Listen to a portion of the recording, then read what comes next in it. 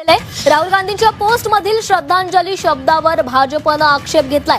चुकीची पोस्ट राहुल गांधींनी डिलीट करावी, माफी न मागितल्यास कायदेशीर कारवाई करू असा इशारा देण्यात आलेला आहे।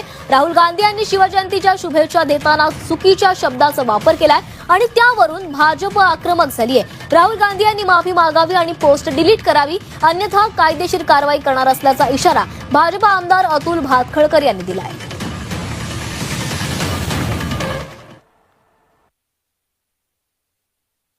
नेते श्रीमान राहुल गांधी यांनी आज छत्रपती शिवाजी महाराजांच्या जयंतीनिमित्त केलेल्या ट्विटमध्ये छत्रपती शिवाजी महाराजांना चक्क श्रद्धांजली अर्पण केली आहे। समस्त महाराष्ट्रीयन लोकांचा आणि देशभरातल्या लोकांचा एका अर्थाने हा त्यांनी केलेला अपमान आहे। जयंतीच्या दिवशी आदरांजली व्यक्त करतात, पण राहुल गांधी हे नेहमीच या देशातल्या आणि विशेषतः महाराष्ट्रातल्या महापुरुषांच्या विषयी कळत नकळत अनादर व्यक्त करत असतात।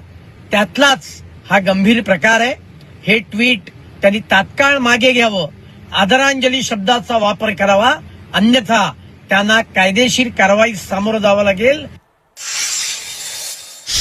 खासदार राहुल गांधींनी शिवजयंती निमित्त केलेला ट्विट आता वादाच्या भोवऱ्यात सापडलेला आहे। राहुल गांधींच्या पोस्टमधील श्रद्धांजली शब्दावर भाजपनं आक्षेप घेतलाय।